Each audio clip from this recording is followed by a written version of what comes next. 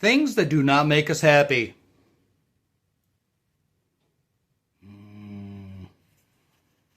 Oh, how horrible it is to break a stud off. There's all kinds of different ways to take care of this. Some people will weld another piece on, and basically in that case it's all the heat that's getting in that's going to free it up. Me, I don't have a welding setup. I'm not willing to drill it and put a time cert in, a helicoil in, because I don't like them. I don't trust them, especially if you're dealing with a high compression head. I don't trust them to hold in as well as they should. So what I'm going to do is, if I can find where I just put the piece, there we go. Eckler's Model A used to sell, they might sell, I think they were out of stock last time I checked. This is a really handy little unit. I forget what the size of this drill is. I've used it to take out so many studs, but it's got this great guide that drops right down in the cylinder head and guides you right into that hole. So what we're going to do is we're going to slap cylinder head on here, because I still have some studs in place. You have to have studs in place if you're going to use this method. We're going to drop this down in. We are going to clamp this into our drill, add a little oil, and we'll see if we can drill that stud out of there. And we'll grab a cylinder head, which I just happen to have on hand, because once in a while I'm almost prepared. So we're going to take this. First thing we're going to do, we're going to drop that into one where the head bolt has already been taken out. That will allow us to properly clearance, right down to where we want it. We don't want to go any lower than that, because the last thing we want to do, we'll try this one. Because the last thing we actually want to do is go down into that head. We don't want to strike the water jacket. So, can't go any deeper than that. We're working right here in this one. I'm going to put that right in there. Going to add some oil. And hope the drill has enough power to do this.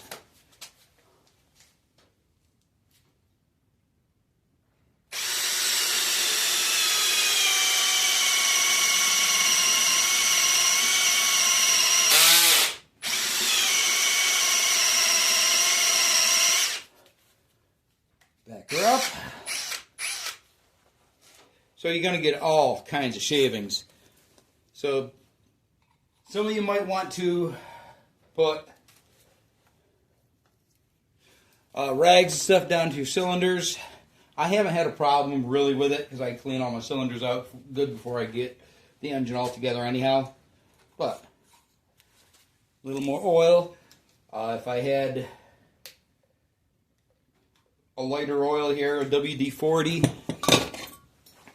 a Croyle, anything like that, I'd be using that instead, but it's just standard 30 weight.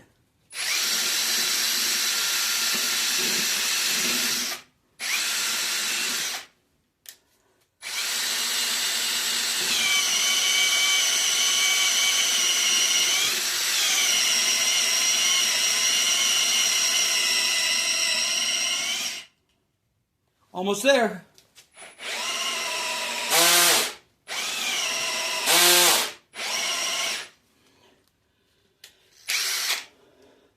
We'll double check our depth back here. Double check our depth here. Let's open that up and clean it off. Sure we will. See all that mess we got going on there? Let's clear some of that out a little bit.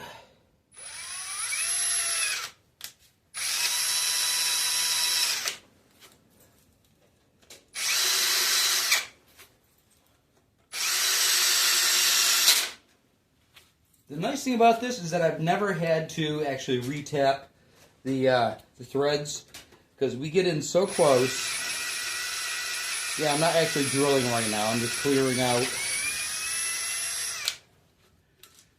some of that nonsense. We're getting so close that it actually leaves the threads. So all I have to do is run the tap through to clear them out and redefine the edges.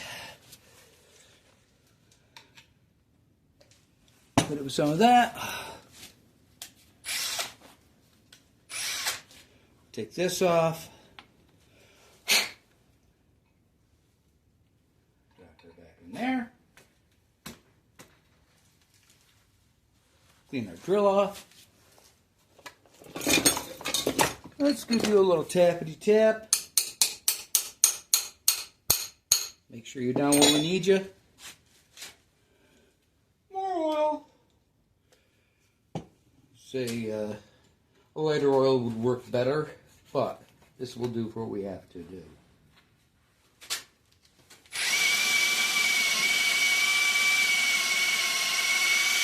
I think it's getting a little dull. I've broken a lot of studs over the past 2 years.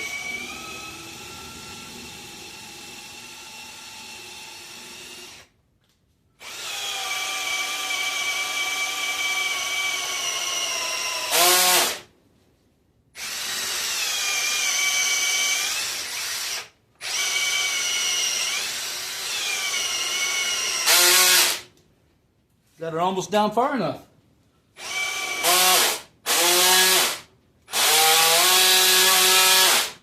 Sounds like it's where we need it. Clean those threads off, reverse our drill, get that off of there. Pop this open.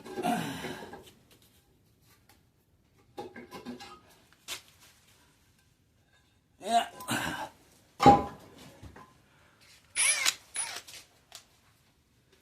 Let's clear this out. Hopefully, everything worked the way it was supposed to.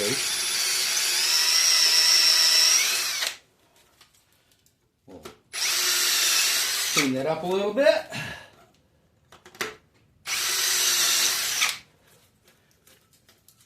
All right. Grab my glasses and we'll show you what we got going on.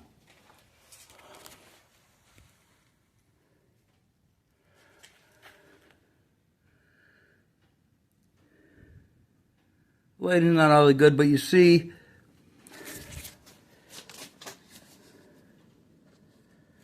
let me see if we can get some better light here. Hang on.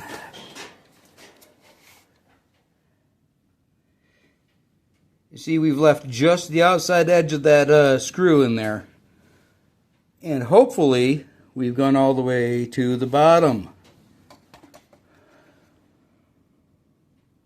So what we do now, aside from slapping our camera back to where we think it should be,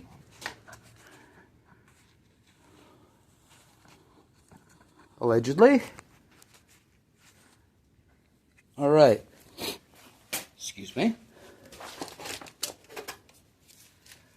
So what we have to do now is get the rest of that screw out of there. Now, if you have some really great taps, you can just tap down through that. Me, I don't have really great taps.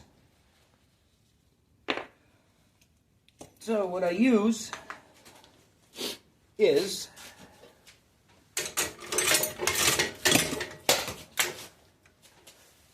put that back. What I use is one of these punches. It's actually out of my dad's machinist toolkit. I use one of these punches. I start trying to take this edge down around, and eventually I can get into that edge and I can get it out. So let's see if the little hammer will work for this, because we're right on where I think we should be.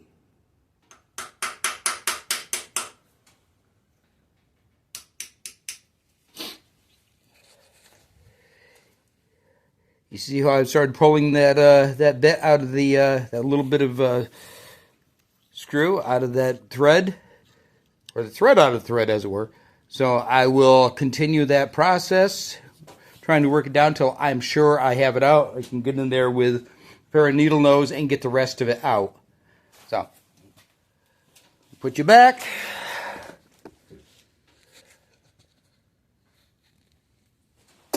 And onward and upward. Or onward and downward, onward. Onward at any rate.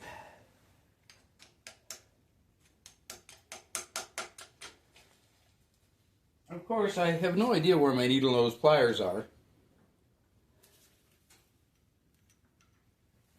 You guys can probably see them better than I can. I have to go between wearing the reading glasses and not having glasses on. Well, that piece is out of the way. They're probably sitting right within your view. You just have to be careful not to get your punch onto the threads themselves. You know, as long as you can find that little bit of that head stud you just took out of there, you can get the job done. Looks like I still got a little bit of the head stud down in there that I have to drill out. Okay.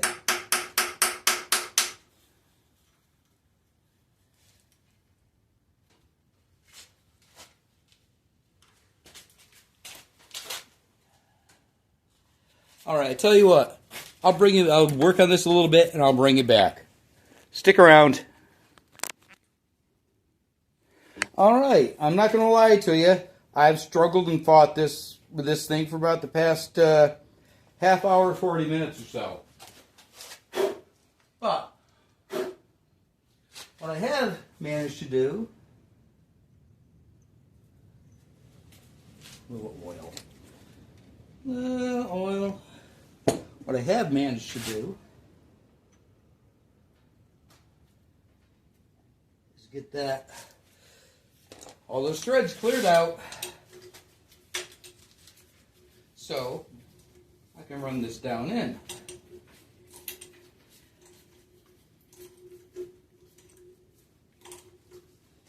In total honesty, I think I may have gone just a little far when I was trying to clean up the threads with the drill.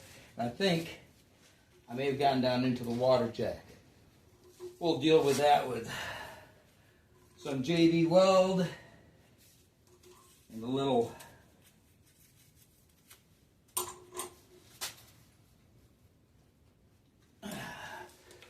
gasket cement later, but I have about 1/4 of an inch left down here. See, just a couple of threads left to get in there. So a little bit of cleaning out to do, and we'll call it good. But all in all, and that, folks, is how we do our head stud repair on our Ford Model A engine. Or at least it's how I do a head stud repair on a Ford Model A engine. Hey, like, comment, subscribe. Let me know what your preferred method is, whether it's the welding or whether you like the helicoil. You know, we all have our own methods. I really like this one. It's worked out very well for me. As I said before, like, comment, subscribe. Happy New Year, everybody. Thanks for sticking around. Y'all take care. I'll see you next time.